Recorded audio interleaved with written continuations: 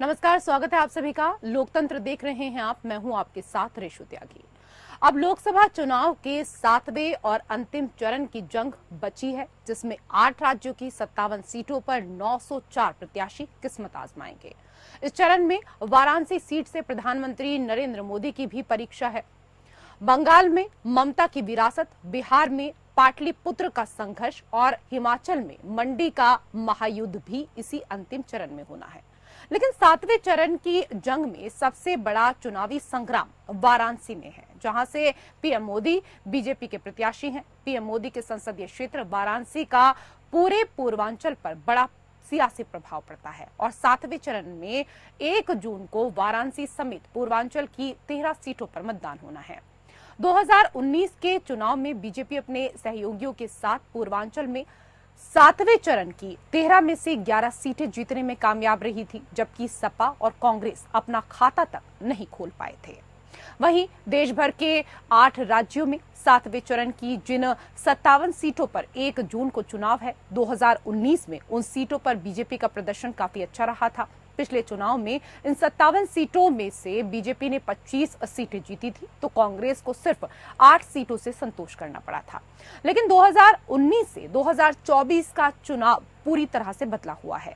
विपक्षी गठबंधन के साथ चुनाव लड़ रहा है और ऐसे में देखना है कि आखिरी चरण में कौन किस पर भारी पड़ता है।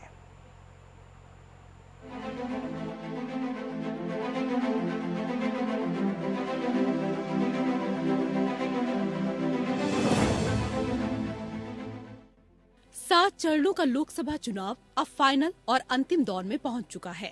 लोकसभा चुनाव के 7वें और अंतिम चरण में 8 राज्यों की 57 सीटों पर 1 जून को वोटिंग है। इस चरण में 904 उम्मीदवारों की किस्मत दांव पर लगी है।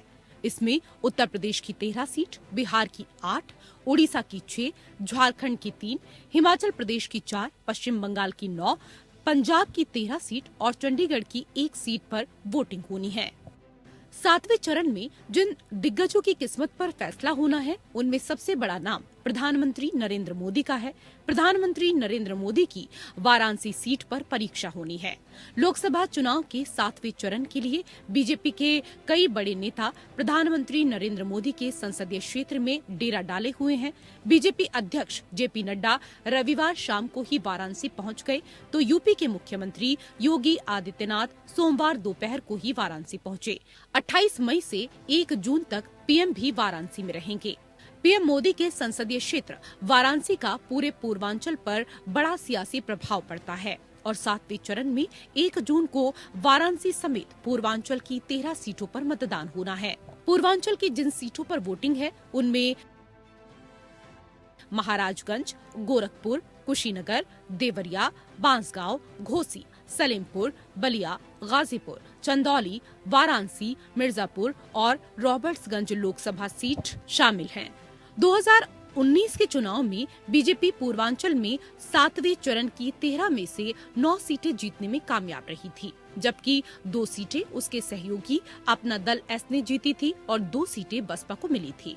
बसपा ने गाजीपुर और घोसी सीटें जीती थी, तो अपना दल एस ने मिर्जापुर और रॉबर्ट्सगंज जीती थी, जबकि सपा और कांग्रेस अपना खाता भी नहीं खोल पाई थी। अब 2024 में पूर्वांचल की 13 सीटों पर जीत के लिए एनडीए और विपक्षी गठबंधन ने पूरी ताकत लगा दी है। अब सारी लड़ाई मुस्लिम आरक्षण पर आकर केंद्रित हो गई है। एनडीए हो या फिर इंडी गठबंधन, सभी का निशाना मुस्लिम आरक्षण है। सोमवार को अमित शाह ने कुशीनगर में तो अखिलेश यादव ने गाजीपुर में मोर्चा संभाला। इस दौरान दोनों ने एक दूसरे पर जमकर आरोपों की बौछार की। 4 तारीख का परिणाम कहता हूं, राहुल बाबा, आपकी पार्टी को 40 भी पार करना नहीं है, मेरी बात याद रखना। और अखिलेश बाबू,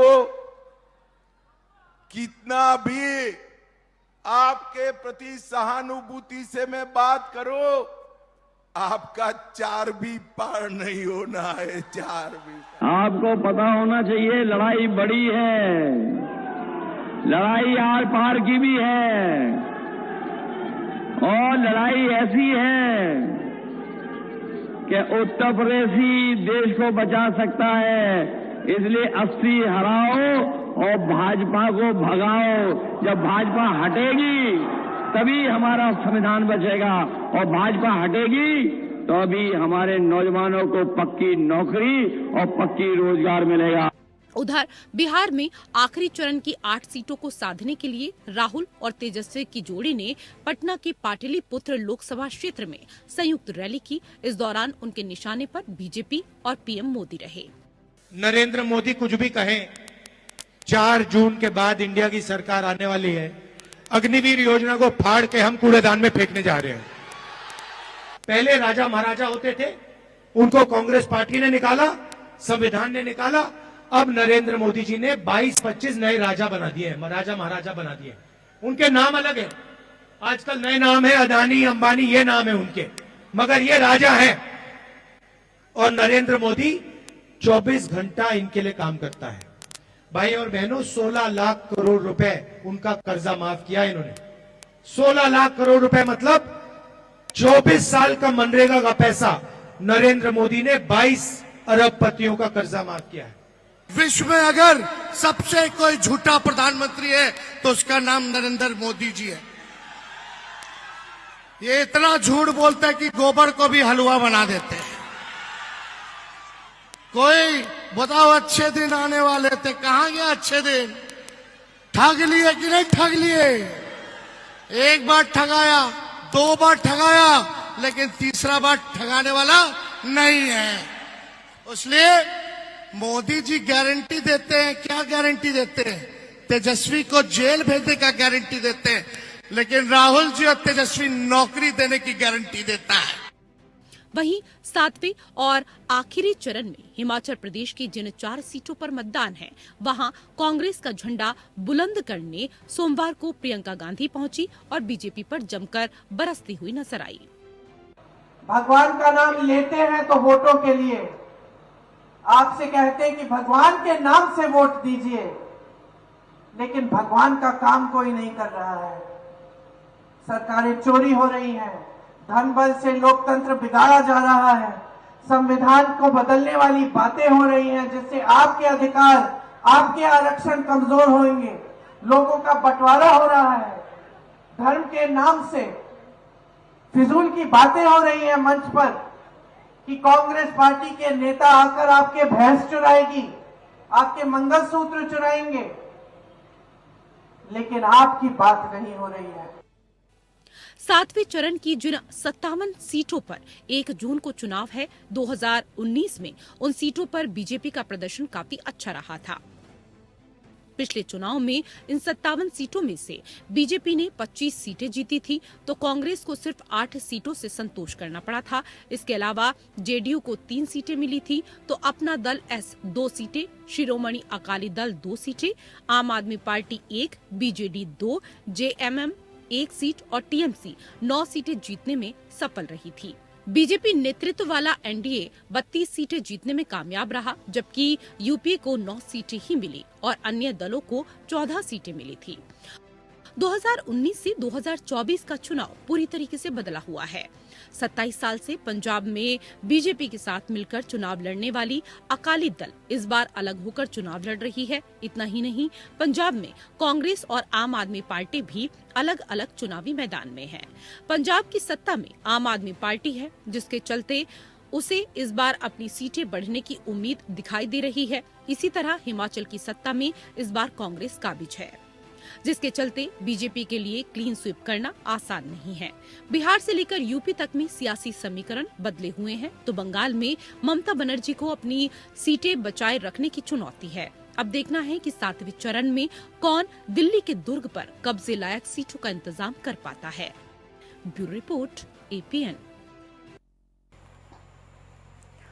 तो लोकसभा चुनाव अब फाइनल और अंतिम दौर में पहुंच चुका है। लोकसभा चुनाव के 7वें चरण में 8 राज्यों की 57 सीटों पर 1 जून को वोटिंग है। इस चरण में 904 उम्मीदवारों की किस्मत दांव पर लगी है। प्रधानमंत्री नरेंद्र मोदी की वाराणसी सीट पर परीक्षा इसी चरण में होनी है। इसके अलावा पश्चिम बंगाल में ममता बनर्जी के सियासी वारिस माने जाने वाले अभिषेक बनर्जी की डायमंड हार्बर और लालू यादव की बेटी मीसा भारती की पाटलिपुत्र सीट पर इम्तिहान होगा। बीजेपी जहां इन सभी सीटों पर अपनी जीत को लेकर आश्वस्त नजर आ रही है, वहीं इंडी गठबंधन के नेता कह रहे हैं कि हर जगह से बीजेपी का सफाया होगा, खटाखट खटाखट खटाखट। तो इसी को लेकर लोकतंत्र में करेंगे हम चर्चा। कई विशेष अतिथि पैनल में हमारे साथ जुड़ चुके हैं, उनका परिचय आपके साथ करा देते हैं। हमारे साथ बीजेपी के प्रवक्ता राकेश पोद्दार जी जुड़ चुके हैं। स्वागत है राकेश पोद्दार जी आपका। हमारे साथ कांग्रेस के प्रवक्ता राकेश सिंह यादव जी जुड़ चुके हैं। यादव जी आपका भी स्वागत। हमारे साथ आरजेडी के प्रवक्ता डॉक्टर मनोज कुमार भी जुड़ चुके हैं, आपका भी बहुत स्वागत। और अब से थोड़ी ही देर बाद हमारे साथ टीएमसी के प्रवक्ता सुमित मेहरोत्रा भी इस डिबेट में हमारे साथ चर्चा के लिए मौजूद होंगे और जेएमएम के प्रवक्ता बटर देओल भी हमारे साथ इस चर्चा में जुड़ेंगे।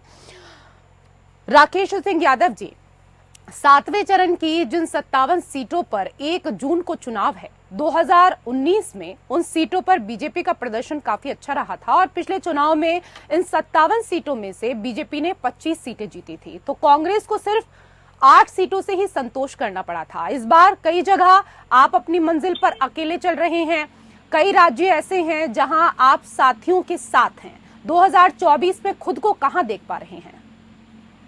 देखिए, ये जो 57 सीट हैं, इसको पूरी 57 सीटों को अगर आप एनडीए और इंडिया गठबंधन में देखेंगे तो एनडीए इस बार 17-18 सीट तक पहुंच पाएगा, यानी बीजेपी 10 से 11 सीट ले पाएगी सिंगल।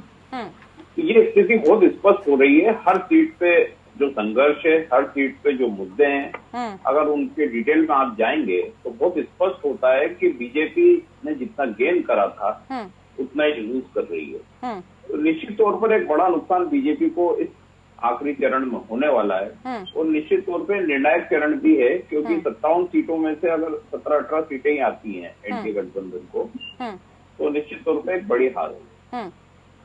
मतलब आप कितनी सीटों पर जीत रहे हैं, आपके पास अभी तक इसका कोई आकलन नहीं है, इसको लेकर आपने कोई मंथन नहीं किया, लेकिन एनडीए कितने सीटों पर आता है, बीजेपी कितनी सीटों पर आती है, इसका पूरा डाटा जो है वो आप लोग लेकर बैठे रहते हैं। मैं जरा इस पर जवाब ले लेती हूँ। अभी जिन बातों को कह रहे थे यहाँ पर राकेश सिंह यादव जी, राकेश पोद्दार जी, इस पर जवाब दे दीजिए। और इसके साथ ही 2019 से, क्योंकि आप देख ही रहे हैं 2024 का जो चुनाव है वो पूरी तरीके से बदला हुआ है, क्योंकि इस बार जो मुकाबला है वो इंडी गठबंधन से है, जहां कई धुरंधर आपको चारों खाने चित करने में जुटे हुए हैं। चिंताएं तो आपकी भी बड़ी होंगी क्योंकि विपक्ष एकजुट है इस बार। देखिए रेशु जी, मैं थोड़ा सा स्पष्ट रूप से सारे क्लियर करना चाहता हूँ। मैं बताना चाहता हूँ कि हम लोगों ने 2014 में चुनाव कांग्रेस पार्टी के साथ कांग्रेस पार्टी लड़ी थी, जिसमें उन्होंने 400 सीटों पे चुनाव लड़े थे। मात्र उनको देश की जनता ने 10% सीट उनको देने का काम किया, जिससे 40 सीट आई।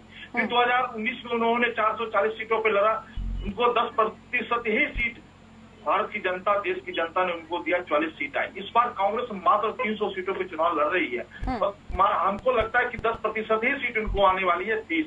दूसरी बात मैं वो कहना चाहता हूँ, इनका और हमारा मुकाबला मात्र 185 सीटों पे है। जो इंडिया गठबंधन के लोग हैं, जो क्षेत्रीय दल है, उनके साथ 185 सीटों पे मुकाबला है, जहां पे हम लोग सेकेंड स्थान लगता थे और उस पे वहीं से हमारा मुकाबला रहा। दूसरी बात, हमारी बात करना चाहता हूँ मैं, 5वें चरण में लगभग 310 सीट जीतने का काम किया। रिशु जी, आपने मेरे से प्रश्न भी पूछा तो उस दिन मैंने बताया था, लेकिन 6ठे चरण में आते आते हम लोग 370 के पास चले गए हैं और आने वाला समय जैसे ही 7वें चरण का खत्म होगा हम लोग 400 के पार जाने वाले। ठीक है, कौन कितने पार होगा राकेश पोद्दार जी, ये तो जनता तय करेगी और ये नतीजे जब 4 जून को आएंगे तभी स्पष्ट रूप से साफ हो पाएगा। लेकिन अगर मंचों की बात करें, क्योंकि देखिए विपक्ष अब एकजुट हो गया है और आखिरी चरण के लिए आप भी खूब पसीना बहा रहे हैं, विपक्ष के तमाम नेता भी खूब पसीना बहा रहे हैं, लेकिन 2014 में जो आपने वादे किए थे उसके बाद आप सत्ता में आए, 2019 में आपने वादे किए, जनता ने आपको बम्पर वोट इस दौरान की, लेकिन इस दौरान अब चाहे राहुल गांधी को लेकर बात करें, चाहे तेजस्वी यादव को लेकर बात करें, वो सारी बातें मंचों से दोहरा रहे हैं और आपको याद दिला रहे हैं कि जो वादे आपने 2014 में किए थे वो अभी तक पूरे नहीं हुए, और इसलिए इस बार जनता आपका सफाया करेगी। खटाखट खटाखट खटाखट तेजस्वी और राहुल दोनों आज कहते हुए ये नजर आए।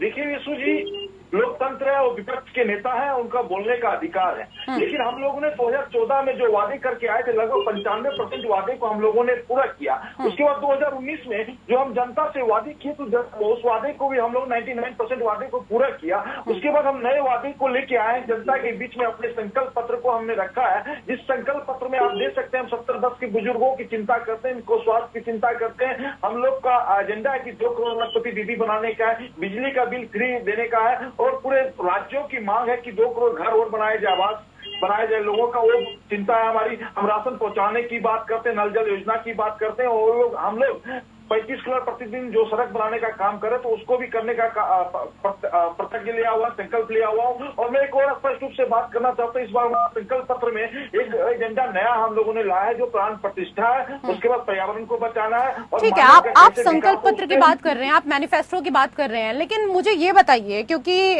6 चरण के जो चुनाव हैं वो हो चुके हैं, 7वां चरण आखिरी चरण जो है वो शेष बचा है, लेकिन अपने मैनिफेस्टो की बात करते हुए तो आप मंचों पर नजर नहीं आते हैं। आप निशाना साधते हैं कांग्रेस पर, आप बात भी करते हैं तो कांग्रेस के मैनिफेस्टो की करते हैं, अपनी मैनिफेस्टो की तो आपने बात नहीं करी मंचों पर।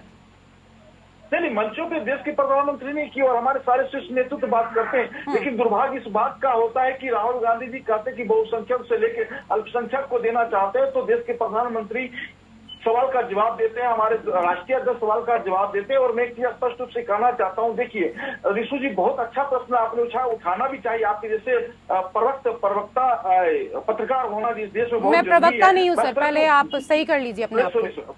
नहीं, प्रवक्ता नहीं बोल रहा, पत्रकार बोल रहा हूँ। आपके जैसे पत्रकार इस देश में होना बहुत जरूरी है। मैं पूछना चाहता हूँ, आपने मेरे से प्रश्न पूछा, मैं जवाब देना चाहता हूँ कि यही लोग धर्म की बात करते हैं। लालू प्रसाद यादव जी 3 मार्च को क्या कहते हैं, उसको राहुल गांधी जी क्या कहते हैं, सेम पित्रोदा जी क्या कहते हैं, तेजस्वी प्रसाद यादव जी मछली खाने की बात करते हैं, हेलीकॉप्टर में बैठ के केक काटते हैं और कहते हैं किसी को मिर्ची ना लगे, ऐसी बातों को उछालते हैं। तब हम लोग ऋषु जी, हम लोग इस बात को रखते हैं, लेकिन हमारा एजेंडा हमेशा विकास की बात रही। देश के प्रधानमंत्री हो, चाहे भारतीय जनता पार्टी के श्रेष्ठ नेतृत्व राष्ट्रीय अध्यक्ष हो, प्रदेश अध्यक्ष किसी भी प्रदेश का, सभी लोग हम लोग विकास की बात करते हैं हमारे एजेंडे में। लेकिन दुर्भाग्य, चलिए ठीक है, अगर आप लोग विकास की बातें कर रहे होते, 10 साल की उपलब्धियों को बता रहे होते, तो इस तरीके से इंडी गठबंधन के जो नेता हैं वो हर मंच पर आपके ऊपर जाकर तंज नहीं कस रहे होते, सवाल नहीं उठा रहे होते। मैं आऊंगी वापस से आपके पास, लेकिन डॉक्टर मनोज कुमार जी, क्योंकि राहुल ने पिछले कुछ वर्षों में हमने भी देखा, आपने भी देखा कि कई पद यात्रा की और वो लगातार लोगों के बीच जाकर संवाद करते रहे हैं। तेजस्वी भी इन चुनावों में काफी एक्टिव नजर आ रहे हैं और दोनों नेता प्रधानमंत्री नरेंद्र मोदी को निशाने पर ले रहे हैं, कह रहे हैं कि प्रधानमंत्री मोदी का भाषण अब कोई सुनना नहीं चाहता है, क्योंकि वो मंदिर, मस्जिद, मटन, मछली और मुजरे की बात करते हैं। उनका यही मुद्दा है। पर ये बताइए कि आप जिन मुद्दों पर भरोसा कर रहे हैं, जिन मुद्दों की बात कर रहे हैं, आपको लगता है इस बार जनता साथ देगी? 100%। क्योंकि भारतीय जनता पार्टी केवल शगुफा छोड़ती है, और नरेंद्र मोदी जी ने जो 2014 में जो वादे किए, एक भी वादे पूरा किए क्या? वो तो कह रहे हैं कि हमने 90% वादे पूरे कर दिए हैं, अब नए वादे किए हैं। अगर बीजेपी को प्रवक्ता है तो काइंडली उनसे जरा बताइए। उन्होंने जी, राकेश पोद्दार जी बैठे हैं, जवाब ले लीजिए। लोगों को रोजगार दूंगा, 15 लाख गरीबों को खाते में जाएंगे, काले धन वापस आएंगे, ग्रीन सिटी बनाएंगे, ग्रीन विलेज बनाएंगे। Where is this? कहाँ है? ये केवल लोग लुभाने वाले भाइयों एवं बहनों। बेरोजगारी कैसे खत्म होगी? जय श्री राम। महंगाई कैसे खत्म होगी? जय श्री राम। ऐसे थोड़ी होता है। देश चलाने के लिए जो गरीबों का जो मूलभूत सुविधा है, स्वास्थ्य है, शिक्षा है, बेरोजगारी है, महंगाई है, किसान, इस तमाम चीजों को देखना पड़ेगा। अब प्रधानमंत्री जी जहाँ भी जाते हैं मुद्दा की बात करते हैं क्या? बेरोजगारी कैसे दूर होगी? नौजवानों को नौकरी कैसे मिलेगी? क्या कहते हैं? लालू जी ने चारा खा गया, हेमंत सोरेन पैसा खा गया, एक भी मुद्दे की बात उन्होंने किया। आप सचमुच में उनका कोई भाषण नहीं सुनना चाहता। जहाँ भी वो जाते हैं, कहाँ भीड़ लग रही है। अगर ऐसी बात रहती तो यहाँ रांची के झारखंड में रातों रोज वो पैदल मार्च करते क्या? टूटिया में अमित शाह जी ठीक है, मैं जवाब ले लेती हूँ सर, मैं जवाब ले लेती हूँ इस पर।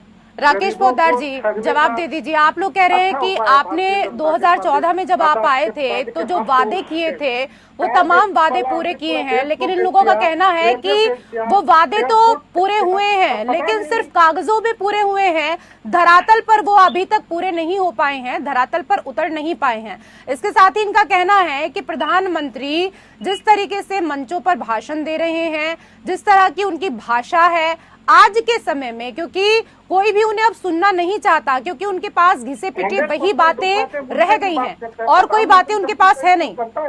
ठीक है, मैं जवाब ले रही हूँ सर। पोद्दार जी देखिए, विकास की बात का विकास हम लोगों ने किया, हम बताना चाहते हैं। हमारे जितने भी प्रवक्ता हैं थोड़ा सा सुन लीजिएगा। रिशु जी, बहुत अच्छा प्रश्न है आपका।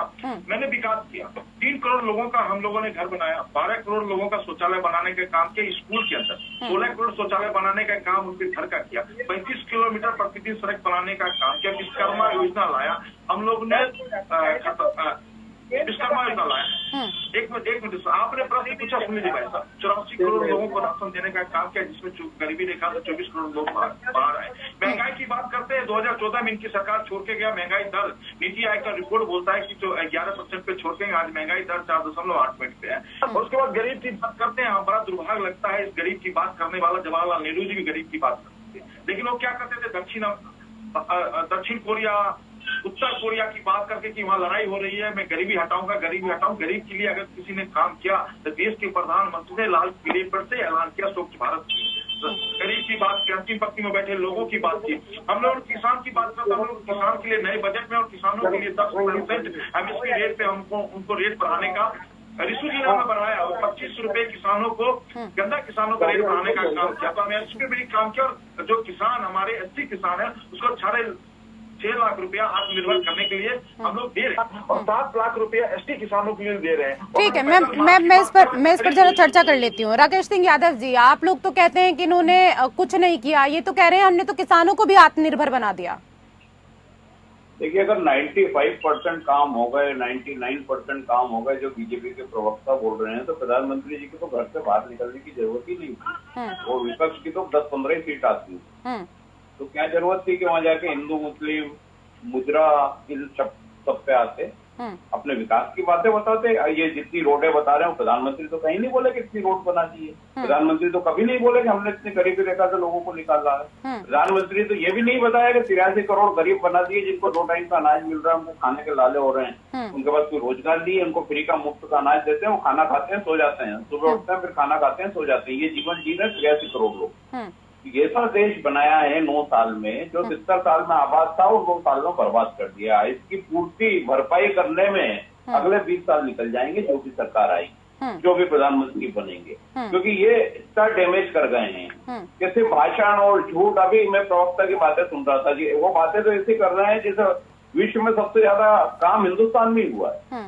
तो फिर क्या वजह है कि आप काम, आपके प्रधानमंत्री तो कभी बोलते ही नहीं कि हमने ये उपलब्धि है, हमने इतने लोगों को रोजगार दे दिया, हम नोटबंदी के ये फायदे हुए हैं, जीएसटी के ये फायदे हुए हैं, फला नियम के ये फायदे, कुछ भी नहीं बताते हैं। इलेक्ट्रॉन बॉन्ड के ये फायदे हुए हैं देश को, वो भी नहीं बताते हैं। जिसने सुप्रीम कोर्ट ने टिप्पणी करी, जिसने सुप्रीम कोर्ट ने उसको निरस्त करा, बोला कि ये घोटाला है। अब ये सारी बातें जब सामने आ रही हैं, उसके बाद प्रवक्ता बोलते हैं नहीं साहब बहुत विकास हुआ है, तो देश के प्रधानमंत्री नहीं बोल रहे। आपकी वित्त मंत्री चुनाव नहीं लड़ती क्योंकि उनके पास पैसा नहीं है, चुनाव लड़ने का पैसा नहीं है। ये कितनी बड़ी हास्यास्पद बात है इस देश में कि देश के जो वित्त मंत्री है उनके पास ही पैसा नहीं बचा चुनाव लड़ने का। तो इसका जवाब तो प्रधानमंत्री को देना था कि वित्त मंत्री की ऐसी हालत क्यों हो गई। तो ये बहुत सारे मुद्दे हैं, बहुत सारी बातें जो जनता समझ भी रही है, जनता देख भी रही है, जनता वो भाषण भी सुन रही है जो 14 में उन्होंने दिए, फिर 19 में उन्होंने दिए, वापस अभी 24 में आके उन्होंने जो हिंदू मुस्लिम करा, ये सब समझ में आ रहा है। तो निश्चित तौर पर अब इसके जो परिणाम आना है वो पॉजिटिव परिणाम बीजेपी के लिए। ठीक है, राकेश पोद्दार जी, आप लोग आए थे कि अच्छे दिन आएंगे, लेकिन ये कह रहे हैं कि अच्छे दिन कब आएंगे, क्योंकि जनता के तो अभी तक अच्छे दिन आए नहीं है। जनता अपने आप को सिर्फ ठगा हुआ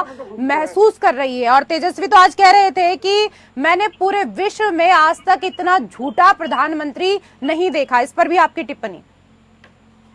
विश्व जी, तेजस्वी जी बोले चाहे राहुल गांधी जी बोले, उनके नजर में देश के प्रधानमंत्री झूठ नजर आते हैं। लेकिन 140 करोड़ जनता जिनका आशीर्वाद है, जिनके लिए देश के प्रधानमंत्री 24 घंटे काम करते हैं और उनकी चिंता करते हैं और उनकी बात करते हैं। इस भाई साहब को मैं छोटा सा बात बताना चाहता हूँ। विश्व त्यागी जी, आप भी देखे होंगे कि पूरे भारत के अंदर सबके कैसे 2 लाइन से 4 लाइन, 4 लाइन से 6 लाइन, 8 लाइन बन चुका है, इनको ये नजर नहीं आता है। तो एक बड़ा दुर्भाग्य लगता है। 82 करोड़ गरीब नजर नहीं आते हैं। अरे वोटिंग 80-85 करोड़ लोगों का होता है, 140 करोड़ तो वोट ही नहीं दे रहे हैं। सुनिए भाई साहब, आप कैसे बोल रहे थे? ठीक है, एक सेकंड उनको कंप्लीट करने दीजिए। कितना है? ठीक है, राकेश सिंह यादव जी कंप्लीट करने दीजिए, उसके बाद वापस से आपके पास आऊंगी, आप तब बोलिएगा। जी कंप्लीट कीजिए पोद्दार जी। विश्व जी, मैं इन्होंने कहा कि अनाज क्यों देते हैं। मैं एक चीज बताना चाहता हूं कि अगर कोई व्यक्ति टैक्स देता है और सरकार का पैसा जनता का पैसा होता है, मैं स्पष्ट रूप से कहना चाहता हूं सरकार का पैसा और जनता का पैसा होता है। जनता का अधिकार है सरकार के ऊपर,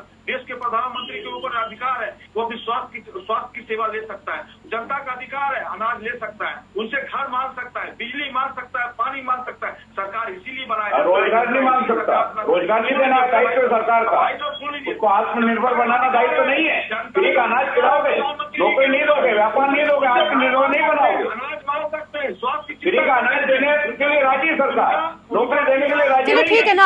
आपको किसने रोका है? राकेश सिंह यादव जी, नौकरी देने के लिए, रोजगार देने के लिए आप तो कह ही रहे हैं ना कि इस बार इंडी गठबंधन की सरकार आने वाली है। आप मुझे ये बता दीजिए, क्योंकि ये लोग तो कह रहे हैं कि अब की बार 400 पार, और दिल्ली की कुर्सी पर बैठने के लिए आप जानते ही हैं उत्तर प्रदेश की जो 80 सीटें हैं वो बेहद महत्वपूर्ण हैं। बाकी सीटों पर चुनाव हो चुका है, मात्र 13 सीटें बची हैं पूरे यूपी में। और पिछली बार की अगर बात करें तो पिछली बार केवल 1 सीट पर ही आप लोग सिमट गए थे। अब की बार कितने पार? देखिए, यूपी में बहुत बड़ा चेंज होगा, वो बीजेपी 15 से 18 सीटों के बीच सिमट जाएगी, ये बहुत साफ सुथरा दिख रहा है। और पहले तो 2 सीटों पे भी पहुंचे थे, ये भी आपको पता है। तो कांग्रेस भी अगर वहाँ 1 सीट पे पहुंची या 1 ही सीट आई थी, तो ये कोई चेंजेस अपने आप चुनाव पे होते हैं। और अब माहौल जो दिख रहा है, जिस धोखे में लोगों ने वोट दिए थे, वो धोखे को लोग जनता ये तो देखिए नतीजे तय करते हैं ना कि कहाँ कौन जीत रहा है, कहाँ कौन हार रहा है। लेकिन आप तो काशी सीट पर, वाराणसी सीट पर पहले ही अपनी हार मान चुके हैं। आप तो कह रहे हैं कि हम 79 सीटों पर जीत रहे हैं हमारा गठबंधन, लेकिन काशी सीट को आप कह रहे हैं कि वहां पर जो मुकाबला है वो कड़ा है, ये सीट निकालनी मुश्किल है। तो वायनाड में क्या बीजेपी सीट जीत रही है या रायबरेली में बीजेपी जीत रही है? बोल रहा है प्रधानमंत्री कि हम जीत जाएंगे, वो तो नहीं बोलते। ये तो आप ही की बात कह रहे हैं ना। अखिलेश यादव तो कह रहे थे ना प्रेस कॉन्फ्रेंस में कि 79 सीटों पर हम जीत रहे हैं। दावा कर रहे हैं कि रायबरेली जीत जाएंगे क्या? उनसे भी पूछिए कि आप बोलो ना, प्रधानमंत्री हो आप, तो देश के राजा हो, तानाशाह हो, आप तो जीत सकते हो, क्यों नहीं बोलते हो रायबरेली जीत जाएगी? ठीक है, राकेश जी कुछ कहना चाह रहे हैं संक्षेप में? सर मुझे ब्रेक लेना है, उसके बाद संक्षेप में। दुर्भाग्य लगता है इनकी भाषाओं को, मर्यादाओं को भूल जाते हैं, देश के प्रधानमंत्री को उंगली उठाते हैं। चलिए कोई बात नहीं, अगर हम लोगों ने 10 साल में काम नहीं किया होता। सर मर्यादा में तो कोई भी नहीं है। आप कह रहे हैं कि मर्यादा की बात कर रहे हैं, मर्यादा में तो कोई भी नहीं है। चाहे बीजेपी के शीर्ष नेतृत्व को लेकर बात की जाए, चाहे कांग्रेस को लेकर बात की जाए, सपा को लेकर बात की जाए, मर्यादाओं की तो आप बात मत करिए, क्योंकि आप लोगों के मुख से शोभा नहीं देती है मर्यादाओं की बात। सारी मर्यादाओं को आप तोड़ चुके हैं, तार कर चुके हैं। जी ठीक है सर, क्योंकि जी ठीक है शेष है, और ऐसे में तमाम नेता खूब पसीना बहा रहे हैं और हर कोई अपनी अपनी जीत का दावा करता हुआ नजर आ रहा है। जनता के सामने तमाम वादे करते हुए तमाम नेता नजर आ रहे हैं। इसी को लेकर कर रहे हैं हम चर्चा, और 2 विशेष अतिथि हमारे साथ और जुड़ चुके हैं, उनका परिचय भी आपके साथ करा देते हैं। हमारे साथ टीएमसी के प्रवक्ता सुमित मेहरोत्रा जी जुड़ चुके हैं। सुमित जी स्वागत है आपका। और हमारे साथ जेएमएम के प्रवक्ता बटर देओल जी भी जुड़ चुके हैं, आपका भी बहुत बहुत स्वागत। सुमित जी, बीजेपी के लिए क्लीन स्वीप करना इस बार इतना भी आसान नहीं दिखाई दे रहा है जितना बीजेपी के नेता बखान कर रहे हैं, क्योंकि बिहार से लेकर यूपी तक में जो सियासी समीकरण हैं वो बदले हुए हैं। पर बंगाल में भी ममता बनर्जी को अपनी सीटें बचाए रखने की इस बार चुनौती है, क्योंकि बीजेपी लगातार मंचों से ये दोहराती आई है कि ममता की ममता मर गई है। वो बंगाल में बंदूक, बम, गोली के जरिए सत्ता बनाए रखना चाहती हैं। रेशु जी देखिए, ये तो हमारे देश के प्रधानमंत्री तो अब नहीं रहे, प्रचार मंत्री बन गए हैं। इनकी भाषा शैली आप लोग खुद देख रहे हैं, सब पूरी जनता देख रही है कि क्या भाषा शैली इनकी होती चली है। देश के प्रधानमंत्री को अशोभनीय बातें जो अब कर रहे हैं, क्या करनी चाहिए? मंगलसूत्र की बातें करते हैं, बम की बातें करते हैं, कभी आपके मुजरे की बातें करते हैं। कौन सी बातें लेकर के आके आज देश के सामने रख रहे हैं? हाँ, अगर इन्होंने 10 साल में विकास की बात करी होती कि हमने इतने लोगों को रोजगार दिया, इतने युवाओं को नौकरी दी और महंगाई कम करी है, तो जनता इन्हें इस बार चुनती, तीसरी बार भी चुनती। पर इन्होंने ऐसा कुछ काम करा नहीं है। बड़ी बड़ी बातें जरूर करी है पर काम ऐसा कुछ हुआ नहीं। और रही बात बंगाल की, तो बंगाल में ये कितना भी जाकर के इस बार गिड़गड़ा ले, रो ले, पाकिस्तान की बात कर ले, कुछ भी कर लें, पर जनता अब इनके झूठे वादों में, झूठी बातों में आने वाली नहीं है। बंगाल की जनता समझ चुकी कि हमारे लिए कौन खड़ा है और कौन खड़ा रहेगा, लड़ाई लड़ेगा। ठीक है राकेश पोद्दार जी, जिन बातों को इससे पहले कांग्रेस के नेता और आरजेडी के नेता कह रहे थे, वही बात टीएमसी के प्रवक्ता भी यहाँ पर कह रहे हैं। वो भी यही कह रहे हैं कि जिस तरीके से पिछले समय में हमने देखा है कि प्रधानमंत्री की जो भाषा है वो पूरे तरीके से बदल चुकी है, और ये जो भाषा शैली है, जिस तरीके से अमर्यादित भाषण वो दे रहे हैं, जनता उनको पूरी तरीके से नकार देगी। इस बार सफाया हो जाएगा। देखिए, इनके नजरों में लगता है कि भाषा मर्यादित है, लेकिन जनता की नजरों में नहीं। जनता की नजरों में देश के प्रधानमंत्री उनकी ही बात कर रहे हैं। उनके जो दिल की बात है वो बात रैली के माध्यम से विकास की बात क्या करते हैं। मैं एक और बात स्पष्ट रूप से कहना चाहता हूँ कि लोकसभा के सदन के नेता, विपक्ष के नेता जो हमारे हैं, चौधरी जी क्या कहते हैं कि अगर हमें वोट नहीं दीजिएगा, ममता बनर्जी को वोट मत दीजिएगा, लेकिन आप वोट देने का काम भारतीय जनता पार्टी को करें। तेजस्वी प्रसाद यादव पूर्णिया की रैली में जाते हैं, कहते पप्पू यादव को वोट मत दीजिएगा, बीमा भारती को वोट मत दीजिएगा, लेकिन भारतीय जनता पार्टी को वोट देने का काम करें। मतलब इन लोगों का अपना बयान है। इन लोग को भी कहीं ना कहीं लगता है कि देश के प्रधानमंत्री मोदी जी ही देश को आगे बढ़ाने का काम करेंगे, तीसरी अर्थव्यवस्था में ले जाने की बात करेंगे, शक्तिकरण की बात करेंगे, तुष्टीकरण की राजनीति देश के प्रधानमंत्री नहीं। अरे मुजरे की बात कौन करता है भाई पोद्दार साहब? मुजरे की बात किसके लिए आप कर रहे हैं? मुजरा किसका आगे कराएंगे? कहाँ पे करेंगे मुजरा?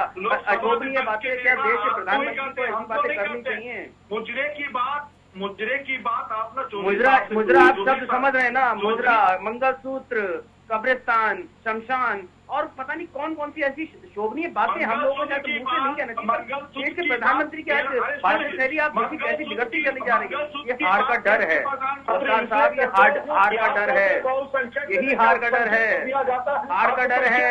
इसलिए अभी तो पता नहीं, हो सकता है आखिरी चरण चुनाव से पहले पाकिस्तान का नाम ले लें, पाकिस्तान का नाम ले लें। किसका हाथ? सुनिए मेरे भाई साहब, हमारे पूर्व प्रधानमंत्री मनमोहन सिंह जी कहते हैं कि देश के संसाधनों पे अल्पसंख्यक गए होते यीशु जी, मैं बहुत समर्थन करता, लेकिन उसमें मुस्लिम शब्द आ जाता है। कर्नाटक की सरकार क्या कहते हैं कि बहुत SC और ST और OBC के आरक्षण का दायरा कम करते हुए मैं मुस्लिम को देना चाहता हूँ, अल्पसंख्यक मुस्लिम। चलिए ठीक है, आपने एक बार फिर से आरक्षण का मुद्दा उठाया है। ठीक है, आपने आरक्षण का मुद्दा उठाया है। राकेश सिंह यादव जी जब थे डिबेट में तब आपने इस विषय को नहीं उठाया, वरना मैं उनसे जरूर यहाँ पर चर्चा करती।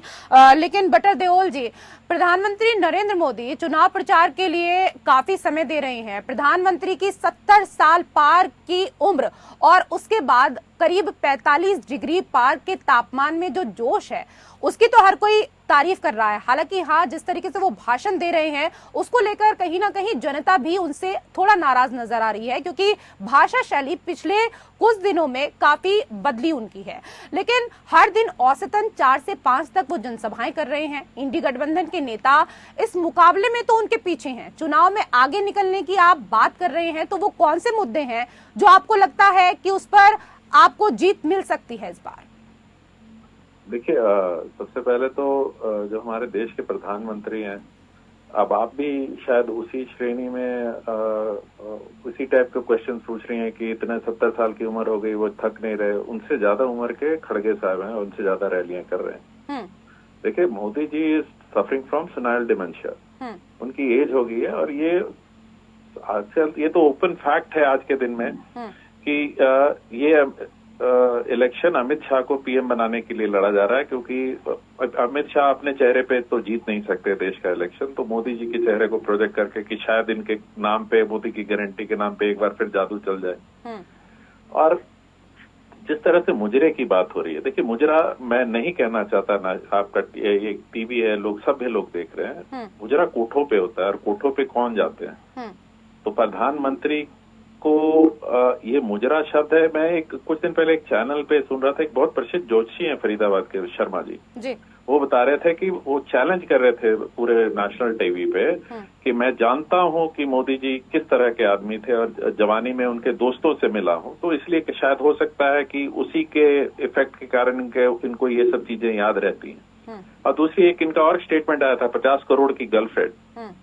तो 50 करोड़ की गर्लफ्रेंड, प्रदीप शर्मा एक आईपीएस ऑफिसर जेल में है, तो उन्होंने बताया था कि एक्चुअल में 50 करोड़ की गर्लफ्रेंड कौन थी, जिसके पीछे पूरा गुजरात की मशीनरी लगी हुई थी उसको प्रोटेक्ट करने के लिए। तो ये सब अपनी लाइफ के हिस्से जो हैं वो मोदी जी के इस एज में आके निकल जाता है ना, पुरानी पुरानी बातें याद आ जाती हैं, मुंह से निकल जाता है ये बातें। देखिए हमारे मुद्दे हैं, आप एक भाषण दिखा दो मोदी जी का जहां उन्होंने बात की हो कि रुपया क्यों डॉलर के अगेंस्ट इतना गिर गया, पेट्रोल 100 रुपया क्यों हो गया, सिलेंडर 1100 रुपया क्यों हो गया, मैं इसको वापस कम कर दूंगा, कहाँ बोला उन्होंने? कहीं नहीं बोला। ठीक है, मैं जवाब ले लेती हूँ। राकेश पोद्दार जी, जिन बातों को जनता के सामने कहना चाहिए और वाकई जिन मुद्दों से जनता का कोई सरोकार है, जिनसे जनता के हित जुड़े हुए हैं, उन मुद्दों को क्यों नहीं उठाया जा रहा है मंचों से? और अभी आपने सुना जो बात लगातार मंचों से केजरीवाल कह रहे हैं कि प्रधानमंत्री अपने लिए वोट नहीं मांग रहे हैं, प्रधानमंत्री अपने बाद अमित शाह को प्रधानमंत्री बनाएंगे अगर वो जीतते हैं तो। यही बात अभी बटर देओल जी भी कह रहे थे, क्या कहेंगे? देखिए, विपक्ष के लोग हैं और मैं स्पष्ट रूप से एक बात कहना चाहता हूँ, बड़ा दुर्भाग्य लगता है कि देश के प्रधानमंत्री की अब क्या जीवनी है, तो ये लोग जीवनी को भी निकालने के काम करें कि हमारे देश के प्रधानमंत्री कोठे पे जाते थे, मतलब इनका कहने का मकसद यही था। गर्लफ्रेंड की बात करता है, बड़ा दुर्भाग्य लगता है, देश के प्रधानमंत्री है तो तुम थोड़ा सा मर्यादा में बात बोलो। उस टाइम मैं बोल रहा था कि आपने भी बोला कि मर्यादा में सभी लोग नहीं बोलते, तो मैंने चुप हो गया, लेकिन मर्यादा में थोड़ा बात करें। देश के प्रधानमंत्री, चुने प्रधानमंत्री हमारे भी है, आपके भी है प्रधानमंत्री, और 4 जून को फिर पता लगेगा देश का तीसरी बार प्रधानमंत्री कौन बनेंगे। तो मर्यादा तो तोड़ी प्रधानमंत्री ने, हम तो उन्हीं के चरण कदमों में चल रहे हैं, जो सिखा रहे हैं देश को उसी तरह देश का जनता बोल रही है।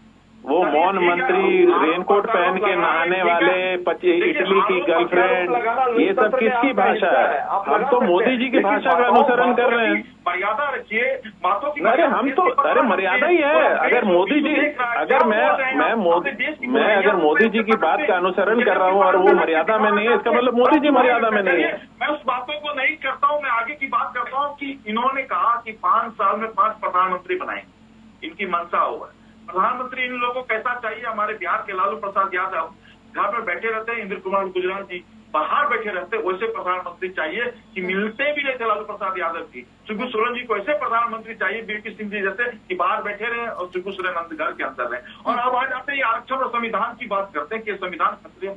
मैं कहना चाहता हूँ कि बाबा साहब अम्बेडकर इस धरती पे आ जाएंगे और फिर से कहेंगे संविधान के संशोधन करेंगे, संविधान को बदल देंगे, तो अब ये संविधान माननीय प्रधानमंत्री जी के नेतृत्व में कभी ऐसा नहीं होगा। दूसरी बात आपने कहा, त्याग की देवी कांग्रेस के नेता बार बार सोनिया गांधी की कहना चाहते। विशु जी इस प्रश्न को बड़ा गहराई से सुन रहे हैं। त्याग की देवी कहते सोनिया गांधी के कांग्रेस के नेता, लेकिन मैं कहना चाहता हूं इटली और अपने भारत का संविधान, बाबा साहब अम्बेडकर का संविधान जो लिखा है, इटली से हमारा समझौता हुआ था।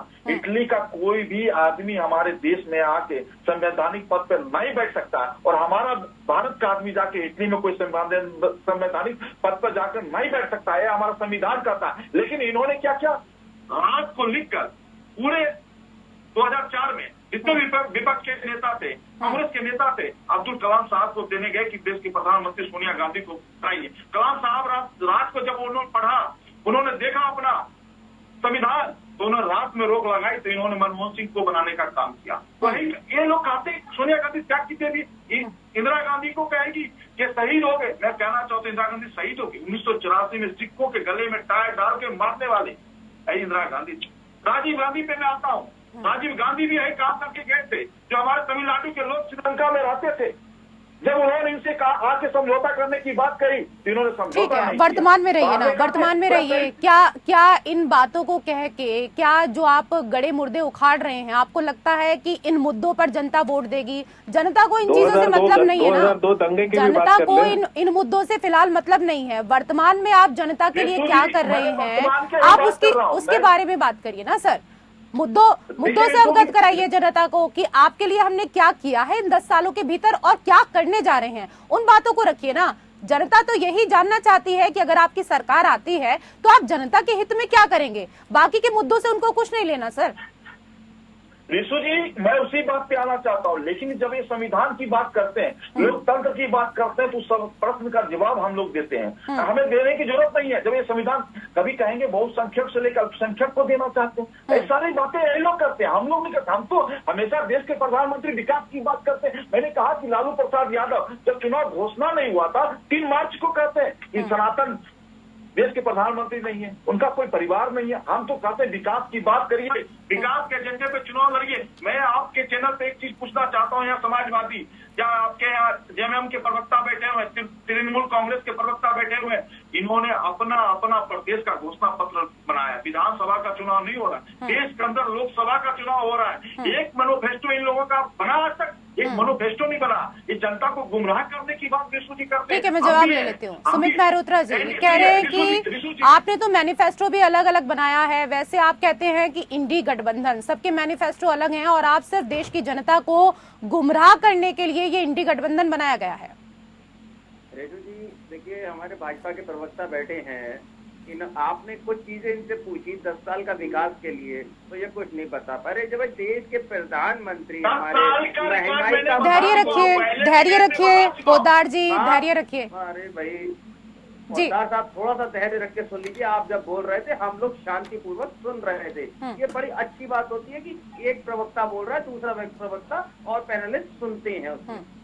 लाइव चल रहा है, कोई बहस नहीं। अगर आपको वैसे बहस करनी है वर्ड टू वर्ड कर लीजिएगा, कोई इशू नहीं है। पर आज की स्थिति देखिए रेजू जी क्या है। आज हमारे देश के प्रधानमंत्री जी के पास महंगाई का माँ बोलने के लिए समय नहीं है, मणिपुर जाने के लिए समय नहीं है। तो आज वही भाषा तो ये भी बोल रहे हैं, क्या भाषा शैली हमारे देश समय तो आपके पास भी नहीं था संदेश खाली मामले पर बोलने का। आप भी कहाँ बोल रहे थे, आप तो बचाव कर रहे थे उल्टा।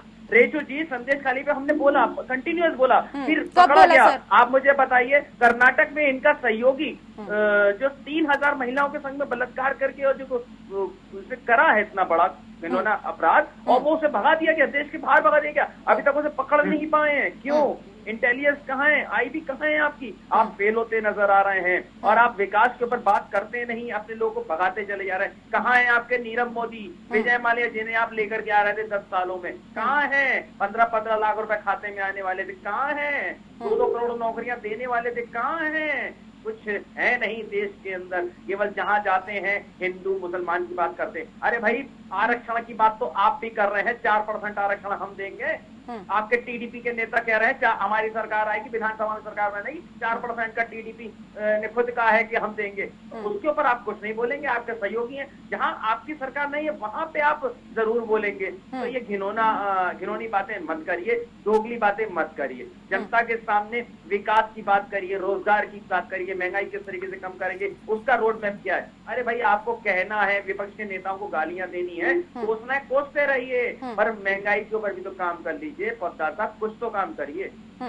ठीक है, मैं इस बात पर जवाब लूंगी पोद्दार जी, वापस से आपके पास आऊंगी। लेकिन बटर देओल जी, अगर हम अब वर्तमान स्थिति को देखें, क्योंकि देखिए सीता सोरेन बीजेपी के पाले में चली गई हैं, हेमंत सोरेन जेल के भीतर हैं, और ऐसे में इसका पार्टी पर कहीं ना कहीं चुनावों में असर पड़ रहा होगा। जनता के बीच अपनी बात रखने वाले जो बड़े चेहरे हैं वो अब आपकी पार्टी में नहीं है।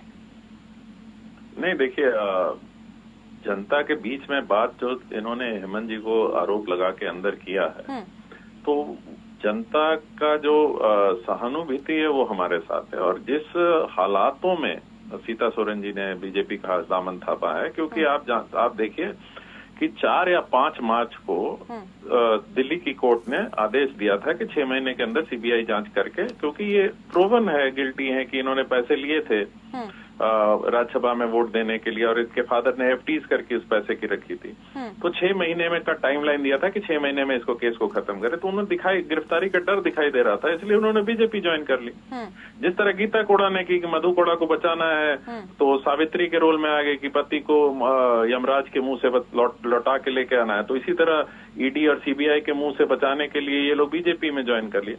हमारी पार्टी को जनता, हमने जो काम किया है और जिस तरह से ताना तानाशाही बीजेपी का रवैया रहा है और जिस तरह से लोगों का दमन करने वाला रवैया रहा है, तो इसके लिए जनता हमारे साथ है। और ये देखिए, वो हमारे घर की बड़ी बहू है और बहू है, उनकी बेटियां हमारे घर की बेटियां हैं। तो एक अभी बीच में उठा था कि शायद हल्ला हुआ था कि उनकी बेटियों पे शायद अटैक हो करने की तैयारी कर रहे थे। तो ये सब बनगढ़ंत बातें हैं, ये पॉलिटिकल माइलेज लेने के लिए कि शायद सहानुभूति की कुछ वोट मिल जाए। मैं ये दावे के साथ कह सकता हूं कि झारखंड का, जेएमएम का और इंडिया गठबंधन का एक एक कार्यकर्ता, एक एक आदमी सीता सोरेन को आज भी अपनी भाभी मानता है, उनकी बच्चियों को अपनी बेटियों की तरह मानता है और उनको कोई टच भी कर ले या उनको कोई हानि पहुंचा दे, ये सोच के परे। और दूसरी बात है कि मैं मोदी जी की बात पे आता हूँ। जैसे हमारे संक्षेप में, मेरे पास समय का अभाव है। एक जल्दी बस, बिल्कुल मैं आपसे कह रही हूं संक्षेप में। एक संक्षेप में कि उन्होंने क्या मर्यादा रखनी चाहिए। देखिए, मैं तो बहुत बड़ा फैन हूँ मोदी जी का, उनकी भाषा के अनुसरण करता हूँ। जिस भाषा को हमें सिखा रहे हैं, इंडिया के लोगों को सिखा रहे हैं, हम उसी भाषा में बोल रहे हैं। और अगर वो भाषा उनको अमर्यादित लगती है तो टीचर रॉन्ग है ना, क्लास में पढ़ाने वाला शिक्षक गलत है अगर स्टूडेंट्स उस भाषा का प्रयोग कर रहे हैं, तो मोदी जी गलत है। तो मोदी जी पे क्वेश्चन उठाना चाहिए हमारे पे। और मैं अभी भी पूछ रहा हूँ, हमारे बीजेपी के प्रवक्ता आपके साथ जो हैं, उनसे ये पूछ लीजिए कि रुपया इतना क्यों गिर गया, सर अभी नहीं पूछ पाएंगे, पेट्रोल का दाम इतना क्यों हो गया, सिलेंडर का दाम इतना क्यों हो गया। उसमें भी जरूर मोदी जी, बहुत बहुत धन्यवाद आप सभी मेहमानों का हमारे साथ इस चर्चा में जुड़ने के लिए। लोकतंत्र में मेरे साथ फिलहाल इतना ही। नमस्कार।